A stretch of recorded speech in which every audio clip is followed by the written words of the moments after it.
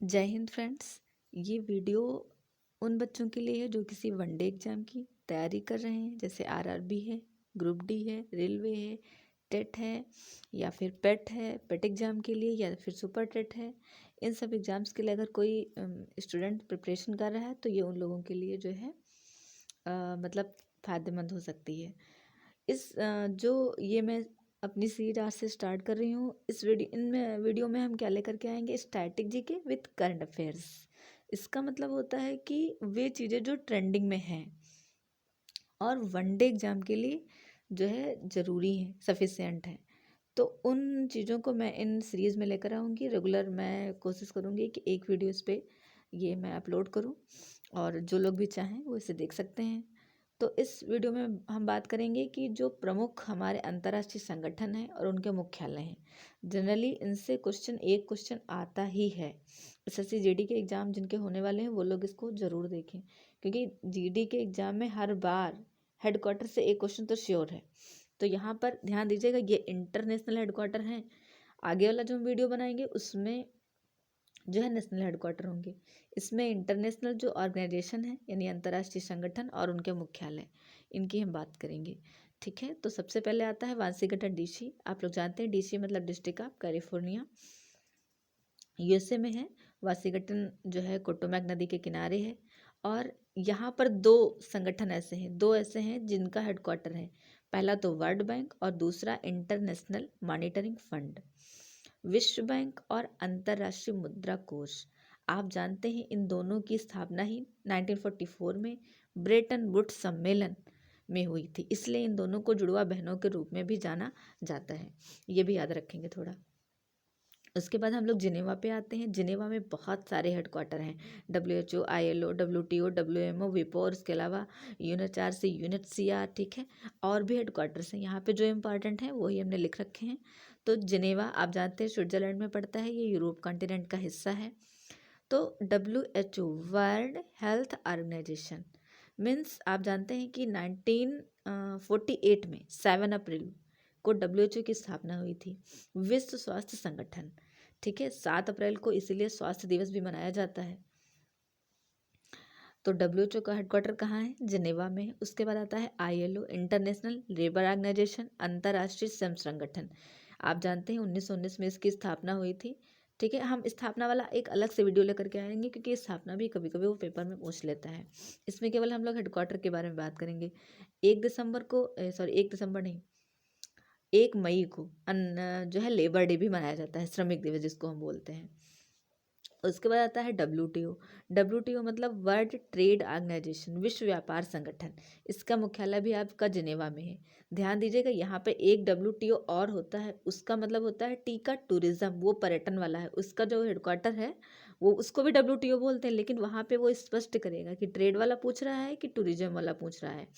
अगर टूरिज्म वाला पूछेगा तो उसका हेडक्वार्टर होता है मैड्रिड, जो कि स्पेन की राजधानी है। लेकिन यहाँ पर हम लोग जिनेवा पढ़ रहे हैं, इसलिए हम ट्रेड वाला पढ़ेंगे। ट्रेड का मतलब व्यापार। वर्ल्ड ट्रेड ऑर्गेनाइजेशन, विश्व व्यापार संगठन, इसका मुख्यालय जिनेवा में है। नेक्स्ट है वर्ल्ड मेट्रोलॉजिकल डे, विश्व मौसम विज्ञान संगठन। इसका जो हेडक्वार्टर भी आपके जिनेवा स्विट्जरलैंड में पड़ता है। फिर विपो की बात करेंगे, वर्ल्ड इंटेलेक्चुअल प्रॉपर्टी इंडेक्स या प्रॉपर्टी ऑर्गेनाइजेशन, विश्व बौद्धिक संपदा संगठन। ठीक है, आप जानते हैं इसकी हाल ही में रिपोर्ट आई है, उसमें इंडिया की रैंक 43 नंबर पर है। ठीक है, और जो है इसका हेडक्वार्टर भी आपका जिनेवा में स्थित है। उसके बाद हम लोग पेरिस की बात कर लेंगे।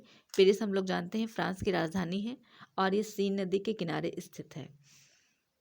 ठीक है, फैशन की नगरी भी हम लोग पेरिस को जानते हैं, ये इसका एक निकनेम है। ठीक है, सबसे पहले तो यूनेस्को बहुत इंपॉर्टेंट है। यूनेस्को कई बार पेपर में पूछा गया है, इसकी कभी कभी फुल फॉर्म भी वो पूछ लेता है हमसे। तो इसकी फुल फॉर्म होती है United Nation Educational Scientific Cultural Organization, संयुक्त राष्ट्र शैक्षिक वैज्ञानिक और सांस्कृतिक संगठन। ठीक है, यूनेस्को का मुख्यालय कहाँ है? पेरिस में।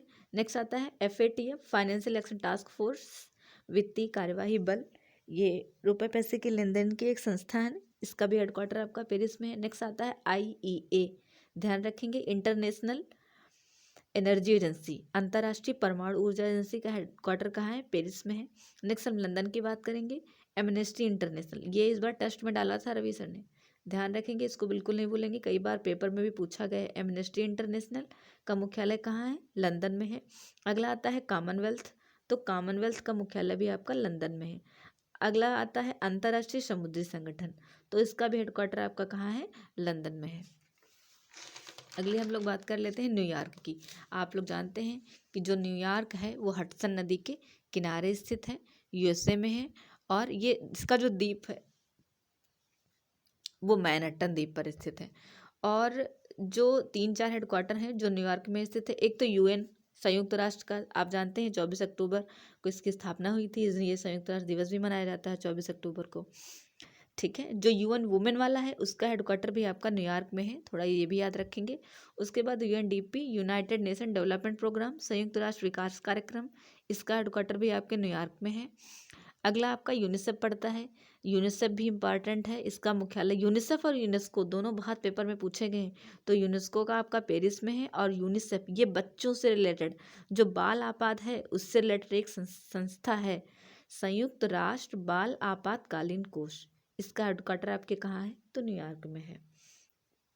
नेक्स्ट है यूएनएफपीए, ये पॉपुलेशन मतलब जनसंख्या से रिलेटेड है, और इसका भी मुख्यालय आपके कहाँ है? न्यूयॉर्क में है। अगला हम लोग रोम पे आते हैं, जो कि इटली की राजधानी है।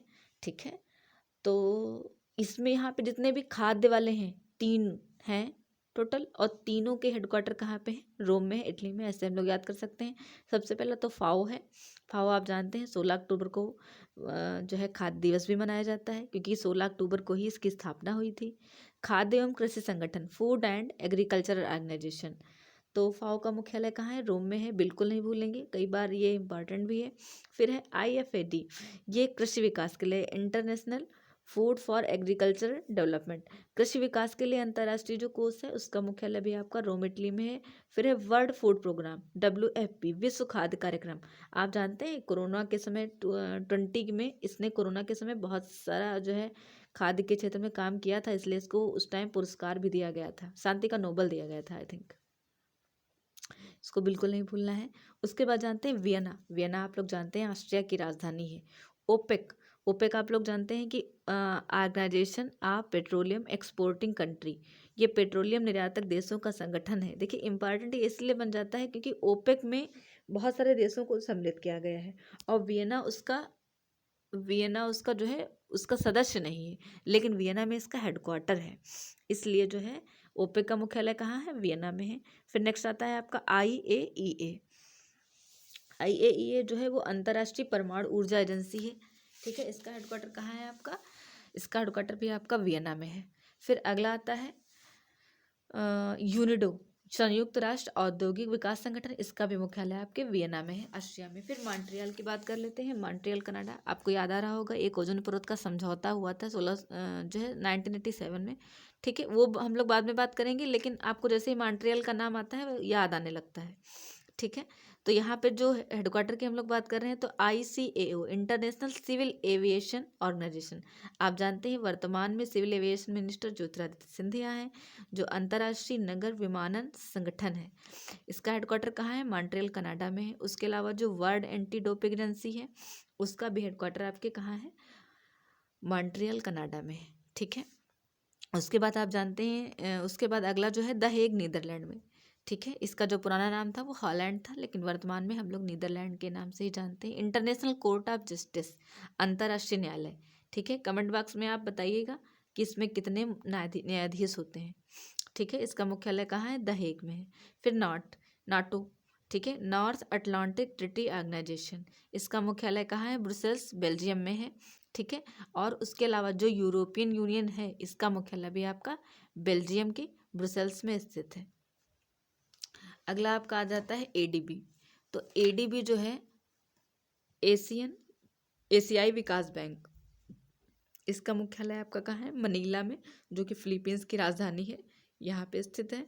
नेक्स्ट आपका आ जाता है NDB, न्यू डेवलपमेंट बैंक, इसे ब्रिक्स बैंक के नाम से भी जानते हैं, इसका मुख्यालय आपके संघाई के चीन में है। नेक्स्ट बात करते हैं तो AIIB, Asian infrastructure investment bank, इसका मुख्यालय आपके बीजिंग में है, जो कि चाइना में पड़ता है। ठीक है, और चाइना का सबसे बड़ा शहर भी है ये।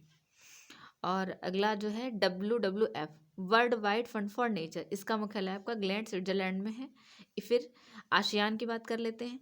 ASEAN association of south east Asian national, दक्षिण पूर्वी एशियाई देशों का संगठन है। तो आसियान का मुख्यालय कहाँ है? जकार्ता, इंडोनेशिया में है। ठीक है, उसके बाद एक और वीडियो हम लेकर के आएंगे जिसमें सारे ये जो संगठन है उसमें किसमें कौन कौन से देश सम्मिलित हैं, कितने देश हैं, वो उसमें स्पष्ट रूप से आपको साझा कर लेंगे। फिर सार्क की बात कर लेते हैं। सार्क का मुख्यालय, सार्क को हिंदी में दक्षेस के नाम से जानते हैं। ठीक है, साउथ एशियन इस जो सार्क है, सार्क का मुख्यालय कहाँ है? दक्षेस में है। सार्क को दक्षेस के नाम से जानते हैं। इसका जो मुख्यालय कहाँ है? काठमांडू में है और नेपाल में। ठीक है, एक मात्र ऐसा संगठन है ये जिसका जो है मुख्यालय नेपाल में है। उसके बाद रेड क्रॉस, देखिए रेड क्रॉस ये आपका जिनेवा में है, इसका हेडक्वार्टर रेड क्रॉस का। रेड क्रॉस दिवस भी मनाया जाता है जो 8 मई को मनाया जाता है।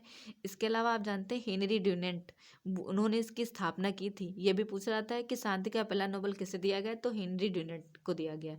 अब तक कुल 3 बार इस संस्था को नोबेल मिल चुका है।